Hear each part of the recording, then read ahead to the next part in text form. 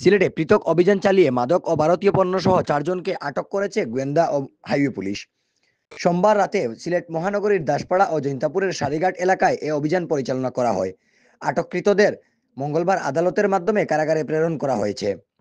সিলেট মহানগর পুলিশের SMP media officer Mohammad Saiful Islam জানান, সোমবার রাত 8টার দিকে সিলেট মহানগরীর দাসপাড়া বাজার এলাকায় গোয়েন্দা পুলিশ অভিযান চালায়। এ সময় একটি ট্রাক থেকে ভারতীয় শাড়ি, থ্রি-পিস ও প্রসাধনী সামগ্রী সহ 3 জনকে আটক করা হয়। জব্দকৃত ভারতীয় পণ্যের মূল্য প্রায় 15,28,380 টাকা। অভিযানকালে চোরা কারবারের সাথে জড়িত 3 জনকে আটক করা হয়।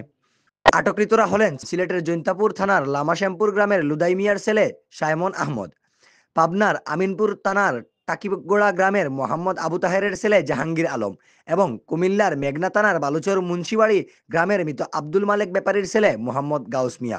এদিকে সোমবার রাত 11:30টার দিকে হাইওয়ে পুলিশ জৈন্তাপুর উপজেলার সারিঘাট দক্ষিণ বাজার এলাকায় অভিযান চালিয়ে ইয়াবা সহ শামসুল ইসলাম নামের একজন ব্যক্তিকে আটক করে। তিনি জৈন্তাপুরের দরবস্ত ইউনিয়নের শরীফুত গ্রামের মৃত জাফর আলীর ছেলে। আটকের সত্যতা নিশ্চিত করেছেন তামাবিল হাইওয়ে থানার অফিসার ইনচার্জ মোহাম্মদ হাবিবুর রহমান। এহি আহমদ, সিলেট ভিউ ডেস্ক।